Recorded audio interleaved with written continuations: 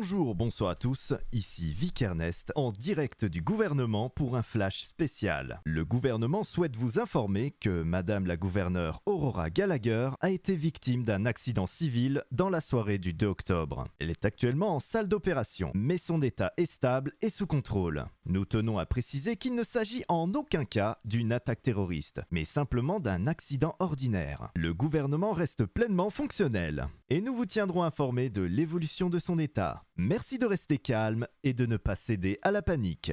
Et tout de suite, nous laissons la parole à Mademoiselle Elena Evans qui souhaite faire une petite élocution afin d'éclaircir la situation. Bonsoir à tous, je suis Elena Evans, porte-parole du gouvernement du Sud. En effet, comme vous l'a dit Monsieur Ernest, nous surveillons de près l'état de santé de Madame Gallagher et nous vous tiendrons informés dès que la situation aura évolué. Durant cette période, le vice-gouverneur Elijah Gallagher et la chef de cabinet Regina Mills ont pris les rênes pour assurer la continuité des affaires publiques. Nous continuerons à travailler pour le bien-être de tous, ne vous inquiétez pas. Il est essentiel pour nous de renforcer notre lien avec vous et c'est pourquoi nous avons mis en place un compte officiel sur le réseau Life Invader. J'ai déjà partagé un communiqué dans lequel j'invite chacun et chacune d'entre vous à nous suivre pour rester informés des actions de notre gouvernement. Et ce sera un espace de communication directe où nous publierons les dernières informations et derniers événements importants. Comme annoncé dans ce communiqué, j'interviendrai chaque semaine pour une allocution comme celle-ci afin de vous tenir au courant des progrès réalisés et des défis auxquels nous faisons face. De plus, une conférence de presse aura lieu une fois toutes les 2 semaines, permettant aux médias et à vous, citoyens, d'obtenir des réponses directes à vos préoccupations.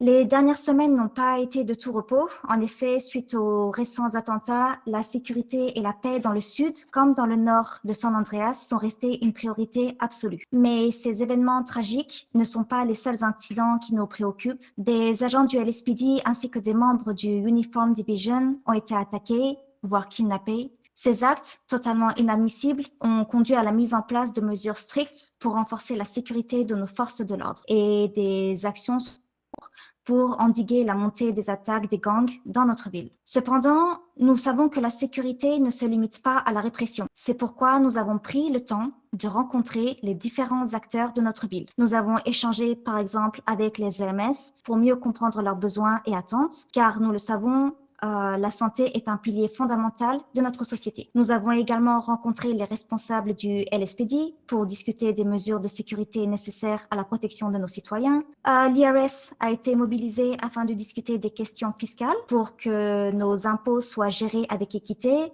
et nous avons dialogué avec des patrons d'entreprises pour garantir une économie stable et des salaires décents pour toutes et tous. Je tiens aussi à vous rappeler que du 4 au 6 octobre, un grand festival se tiendra en partenariat avec plusieurs boîtes de nuit de la ville. Il y aura sur place de nombreuses activités, n'hésitez surtout pas à y aller. Et je tiens personnellement à vous remercier chaleureusement pour les nombreux échanges que j'ai eu l'occasion d'avoir avec vous lors de mes passages en ville. C'est toujours un réel plaisir de pouvoir échanger directement avec vous et de partager ensemble sur ce qui vous tient vraiment à cœur. N'oubliez pas que vos voix sont essentielles et c'est ensemble que nous avançons. Merci de votre attention et de votre confiance et je vous tiens au courant concernant l'état de santé de Madame Gallagher. Merci à tous.